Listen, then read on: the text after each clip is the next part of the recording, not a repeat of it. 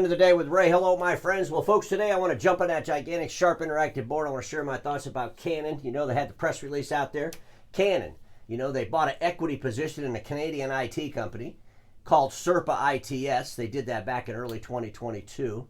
And I guess things are going so fantastic with Canon and IT services in Canada, they decided they were going to come down here to the United States and sell IT services. And folks, I'm reading some press releases on this, and just stuff I'm reading is basically horrifying. And I'm just like, Canon, what the hell are you doing? Seriously with this. And so I have to ask Canon a question. Will Canon managed IT cause Canon profitability to be disgustingly low, like that of RICOH, or even worse, like that of Konica Minolta? You know, Canon, you're a manufacturer, okay? Seriously. And what in the world could you possibly gain out of being an IT service provider in Canada or the United States? What's the real purpose? You just cleaned up the U.S. marketplace, right? Bringing those divisions together as one. And what are you doing? Seriously. You know, when Canon made the decision to get all upset about Xerox buying HP, that was right then that I knew that Canon had some pretty crazy concepts in their minds regarding their future, right? But I'm thinking, you know, Canon doing SupraITS here in the United States is a little bit silly at best. And so today, let's jump on the board. I want to share my thoughts on this because, folks, I really do believe that our industry is getting a little nutty with the IT services.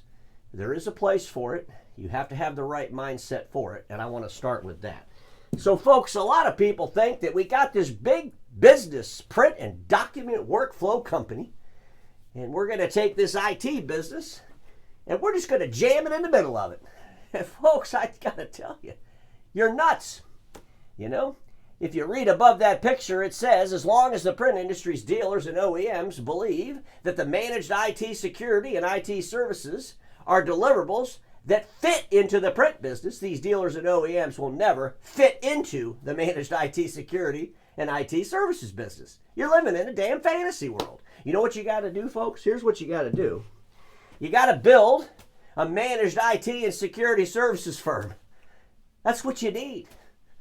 And some folks in that firm, well, maybe they could be responsible for the print, which, by the way, print is 1.2% of the IT spend. Okay? So at the end of the day, you're trying to take these big print businesses and miraculously, they're automatically going to be an IT services company. Through magic, I guess. You know, you're going to pull a rabbit out of the hat. Ladies and gentlemen, you got to focus on building a managed services firm, a managed IT security and services firm that could deliver some print. But we're doing it half-ass backwards. I saw a press release in ENX, and, you know, folks, I got to tell you something. Let me just read this to you. In December 2021, Canon Canada announced an equity investment in SupraITS, a leading full-service technology partner offering managed IT consulting. Folks, here's the deal. What the hell does that even mean? Like they're sticking their toe in the water. Are you all in or not? I mean, my gosh, you got an equity investment? Why don't you just buy the whole company? Maybe you've done that, but it doesn't say that. It says you have an equity investment. What is the equity investment? Who's driving the bus? It's SupraITS. What's the strategy to integrate SupraITS into Canon USA? What's the strategy, folks? What the hell is Canon actually committed to? An OEM having a partnering IT company is how they describe this. I consider a hobby. The difference between a hobby and a business is usually profit, right? So I guess Canon's going to have a hobby doing IT services here in the United States. Because, folks, you know, the other thing that the hobbyists don't want to do is add up all the money they spent on the hobby because it'll scare them. The hell with it. It's fun. I'm just doing it for a hobby. It's the fun of it. Don't worry about monitoring and managing it. Who cares about that? Again, what is Canon committed to? And I got to ask Canon a question. What's the deal with all these patents you always brag about? You're a company that is a print company, okay, for their biggest part of your revenues, you know, more than half of your revenues. And most of your patents are in what? I'd love to know how many patents you have that are completely obsolete. I mean, you might have thousands of patents regarding printer cartridges, but seriously, printer cartridges? Come on. I mean, come on, Canon. Why is that your claim to fame all the time? Be nice if we knew what the categories of those patents were. And folks, you know, Canon, you know, depending on what Forex you use, but they're like a $30 billion company. How much do you believe SupraITS is going to add to that $30 billion? And isn't it such a small number that it's kind of irrelevant? That's my thinking. And folks, I saw this in Key Point Intelligence. And let me just read the first sentence of the press release in Key Point Intelligence. Canon USA is jumping into the managed IT services MITS market in a big way by partner with Canadian-based SupraITS. What's a big way without sharing any details of math? I hate it when people do this crap. I mean, maybe Key Point Intelligence ask Canon and SupraITS, can you tell us what your revenues are? I mean, you know, you want to be jumping in this in a big way. What's a big way? I mean, what exactly are you jumping into, right? It's just crazy nonsense. That's why these press releases just drive me out of my mind, right? And then I gotta read you this paragraph because it's really comical. It's sad as hell, but it's comical. The partnership moves Canon USA in league with other industry leaders that have also augmented their MITS offerings over the years. RICOH USA did so with its acquisition of Mindshift Technologies more than a decade ago, and Konica Minolta Business Solutions, when it added its all-covered IT services division even longer. And then most recently, Xerox completed the addition of IT Savvy, which effectively doubled the size of Xerox IT services division. So, folks, the first thing I want to say is, who in the hell said RICOH and Konica Minolta are industry leaders? Besides Konica Minolta and RICOH. Seriously. Why does our industry look at Konica Minolta and RICOH as some kind of leaders? The top five. These people can barely make any money. RICOH, I mean, they have a party if they get over 4% operating profit, right? Our friends at Konica Minolta, you've seen all those episodes. What a train wreck mess they are. Industry leaders? I mean, Canon, if your goal is to emulate what RICOH's done with Mindshift, which, by the way, I remember there was a pretty big impairment charge had to do with Mindshift. Come on. Canon, what are you doing? You know? Holy smokes. And I'm sure you don't want to emulate anything that's going on over there at Konica Minolta. But what I find really amazing about all this is they never mentioned Fujifilm, okay?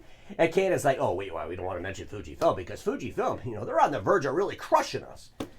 I think Fujifilm will surpass Canon, not only in top-line revenues, but in profitability as well. And I think Fujifilm will dominate the print industry over Canon. Canon is way, way too nutty, especially with this nonsense. I mean, if they really are coming in with IT and they're basing this decision on what they see RICOH and Konica doing, you have to question their absolute insanity. Seriously. And again, they didn't mention Fuji. I find that funny. But ladies and gentlemen, I go to the Canon IT portion of the website, and I guess they're going to do it for free. They're going to do IT services for free. This will get them a big jump, right? I mean, the first thing I see, free network security assessment, normally valued at $1,500. First of all, what the hell kind of network security assessment are you giving people for like $1,500, number one? Tells me they're looking for anybody that has a pulse. Yeah, that's a customer. Hey, they bought a Segment 1 printer from us, you know. Hey, these people got a printer in their house. We should do IT services in their house, you know. And then we could hook up the printer. We could manage and monitor the printer in the people's house. What is Canon thinking? You know, seriously. So when I saw this, I got to ask the question. In this SupraITS and Canon partnership, do both the organizations do the work for free? Like the Canon people go out and they sign someone up for a free assessment, right? And then the Supra folks go do it as part of the partnership, and then neither one of them gets paid?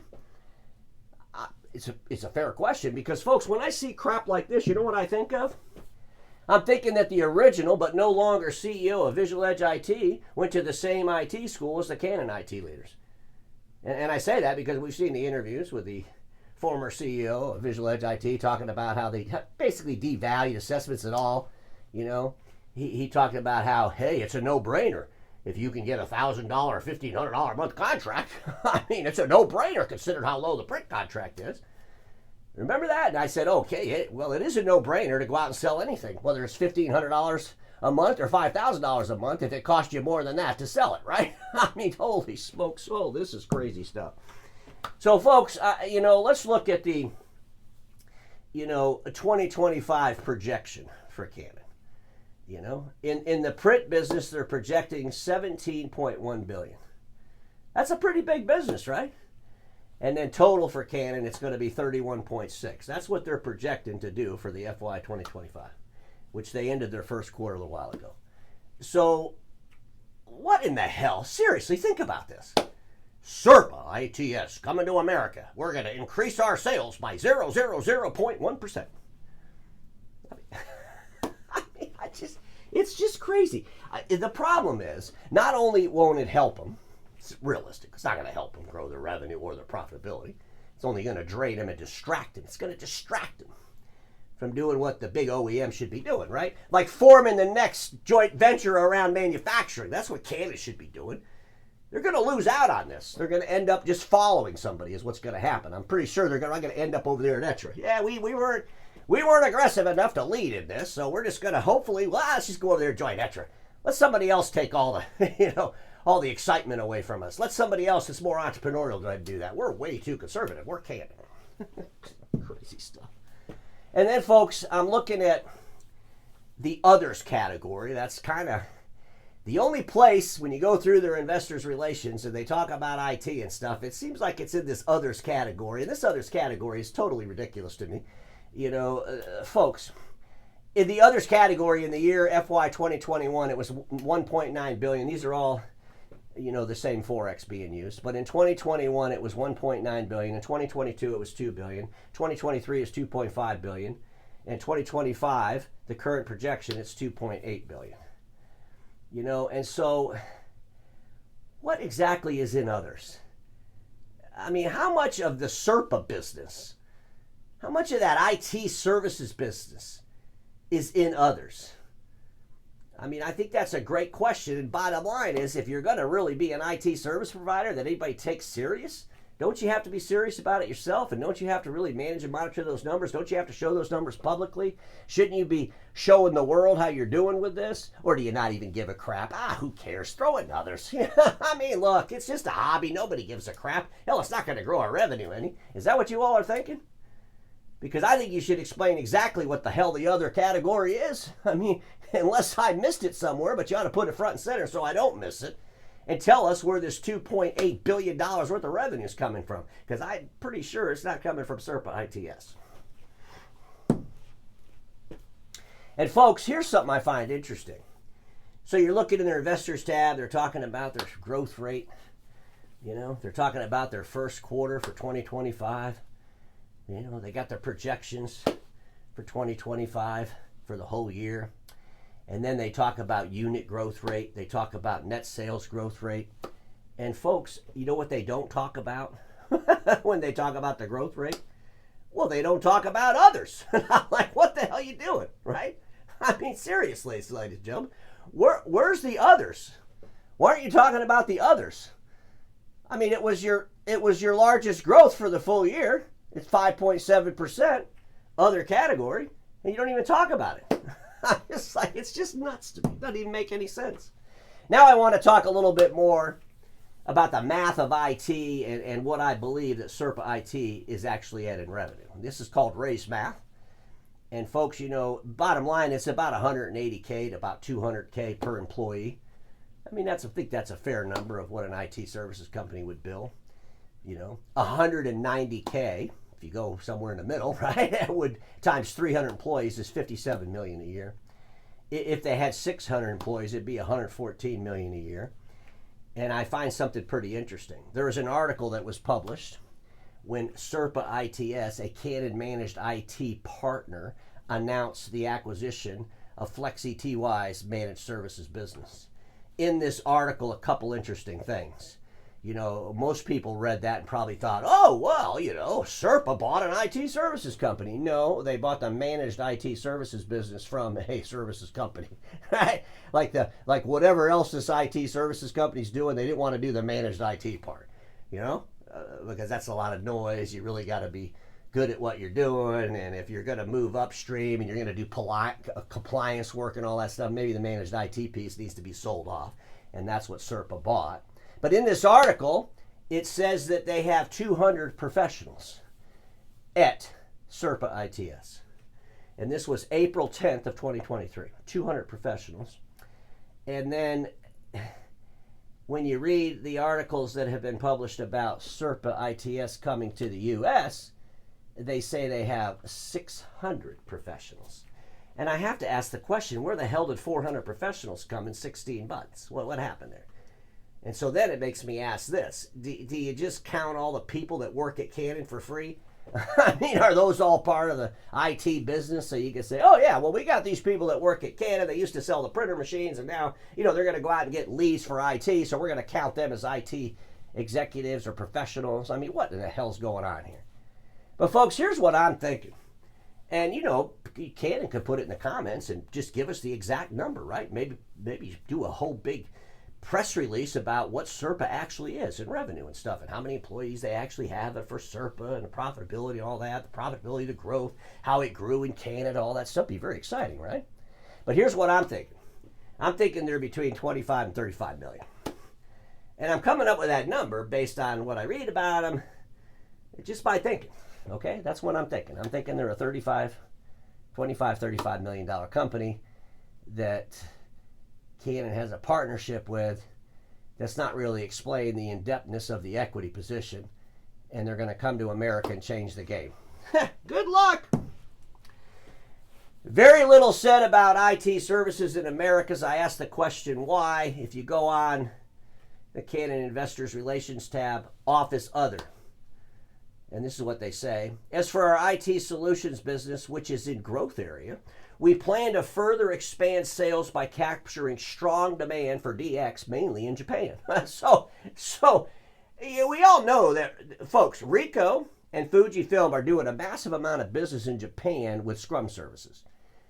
And of course, in RICOH's case, I question whether everything they're doing, this big number in Scrum services that RICOH does in Japan, if they even make any money on it. I think they're just chasing revenue, and I've thought that about RICOH for a long time. Fujifilm does a lot of Scrum services as well in Japan. But I got to say, what's all the hype about Japan? We're going to bring Surpa ITS to the U.S. marketplace, and this is what we're going to do, and we expect. I mean, it's all crazy. And when you read these articles, by the way, they throw out these crazy-ass numbers. Security's going to be $197 trillion by the year. All this crazy stuff, which is irrelevant to how much Canon's going to get of it. I always thought that was kind of funny. But, folks, at the end of the day, I don't see Canon being excited about Surpa ITS. I wanted to share some thoughts with Canon. You want to be like RICOH, okay? So RICOH, they did $6.2 billion in their office printing, and they did $6.3 billion in their office services for their FY, which ended in March of 2025. And ladies and gentlemen, that's $13.1 billion. And Canon, you know what their operating profit was on that $13.1 billion? Well, it was 1.7%. So I'm sure, you know, whoever in the Canon boardroom decided they wanted to be like RICOH hasn't read the RICOH financials lately. That's what I'm thinking. Maybe they should watch The End of the Day with Ray. Okay? And folks, you know, if you think about this office services business for RICOH, $3.2 billion of the $6.3 billion was done in the Japanese marketplace. Again, a lot of that was in the Scrum services. And in the U.S., it was actually the lowest portion. You know, it was only 20% of their global services revenue, $1.2 billion. And folks, at the end of the day, when you look at Europe and what they've done, what RICOH's done in Europe, and gobbled up all these IT different companies and stuff, total nonsense, right? I keep saying, wait for the impairment charge coming soon. I'm thinking they're building another Mindshift. But I just thought, why in the world would Canon think what RICOH's doing in IT services even makes any sense? Seriously. And then, folks, I guess, you know, You know, Canon has aspirations, and you got to give Canon credit. Up to this point, they've done very well with their operating profit. They had this massive impairment charge, their last FY. But, you know, what are they doing? You want to be like RICOH? I mean, RICOH has not made over 4% operating profit. In 2019, they had 3.9%. It's gone down from hill from there. This year, they ended at 2.5%. You know, Canon, you're looking for an operating profit of 13%, right? Seriously? You want to be like RICOH? I just don't even get it. And as far as Konica goes, I don't need to go through all this crap again. I mean, Konica is a train wreck mess. For FY 2025, you know, $438.2 million operating profit loss. You know, if you take their print business, you know, digital workplace, professional print, you put it all together, they had a 0.09% operating profit. It's insanity, ladies and gentlemen. Their DW or their DX business, which is their IT, that's where their IT business lives, along with all kinds of software and other crap they sell over there at Konica Minolta, is only $607.6 million a year. So you want to be like Konica? And Konica, you said it yourself. They've been in it the longest with all covered, even longer than RICOH buying Mindshift. And so, is that your goal, to build a $600 million IT company? Is it your goal to have, 5-6 years of unprofitability? Is it your goal to be the worst performing OEM in the damn industry? Seriously with this? I know one of your goals is to be able to hide the revenue and stuff the way Konica does, and that's why I call it the bullshit category, right? Now let's talk about Xerox, because they also said Xerox. The difference between Canon and Xerox is real simple. Xerox is all in because they're going through a reinvention. IT services is important to them. IT services will also be managed publicly by the numbers. This is so important, and I keep bringing this up, folks, because it is a very important component of growing something and managing something and telling the whole world this is what you want to do. They're out front and center with this. You know, Canon is a hobbyist. I believe they're an over-optimistic hobbyist when they think they want to emulate RICOH and Konica Minolta. And they're no way near what a Xerox is. Xerox is the largest dealer in the damn world. You know, if Canon had a brain in their head, and I go back to when Xerox was trying to buy HP, they would have supported that. And now Xerox would be selling all the Canon equipment as well. And, folks, at the end of the day, what Xerox is doing, that none of these folks are doing, is a reverse integration. It's about being a services company. It's not about being a print company that sells IT services. Xerox is not going to throw the baby out with the bathwater, right? But at the same time, this integration of IT savvy is a reverse integration, and that's important to know. It's a serious subject with Xerox. It's about a reinvention. It's about leadership, getting a book written about them, right? There's a lot of motivation to change a 100-year-old business that delivers services to end users directly and through a massive channel. That's Xerox. Canon, you're not Xerox. You know, you are a global manufacturer that should have set up the next consolidation of OEM manufacturing. Instead of running around trying to figure out how to do IT services and compare yourself to Xerox, RICOH, and Konica Minolta. I do believe that you'll end up where RICOH and Konica Minolta are. I believe your operating profit will just fall off a cliff if Canon doesn't figure out how to readdress their ambitions. That's what my opinion. And folks, you know, say what you want about Xerox. They ended FY with a 4.9% operating profit. Not good by any stretch of the imagination, but look what they've gone through. And they've been more consistent above 6% than RICOH or Konica has been in the last 15 years, okay? And so I think when you think about Xerox getting into IT services, it's not the same as Canon, it's not the same as Konica Minolta, it's not the same as RICOH. It's not even the same as Fujifilm. They're reinventing a company to be a services company. And folks, you know, you go to Canon and they talk about their future. Let me just read this business strategy. Expand profit in existing businesses areas and expand sales in new business areas through enhanced business structural reform. Strengthen product development capability through deeper group collaboration. Enhance product strength through full deployment platform innovation. Product evolution through enhancement of key value technology. Blah, blah, blah, blah, blah. What the hell does this even mean? It's like the greatest word salad I've ever seen. And folks, I got to tell you something. They got some diagrams in there. You literally will get dizzy just looking at these diagrams. It'll take a whole bottle of salad dressing. You're going to have to go to Sam's Club to get the big bottle to get through this insanity. And you know, they don't really talk about managed IT services in their strategy because it's a hobby as far as I'm concerned, right? Let me end with this slide again. As long as the print industry dealers and OEMs believe that the managed IT security and IT services are deliverables that fit into the print business, these dealers and OEMs will never fit into the managed IT security and IT services business. They'll never fit into it. They'll be the outsiders with a hobby of IT that becomes a miserable cost center and a big old distraction. Those organizations that become a managed IT and security services firm, become a managed services firm, understand that their business model is about collecting revenue on services and that hardware comes second. It's those people that'll succeed in managed IT services or servicing anything inside those SMB customers that right now the majority of what the industry services them is print equipment. Just some things to think about, my friends, because we all know this. Status quo is the killer of all that'll be invented. Don't get stuck there, and I'll see you all tomorrow.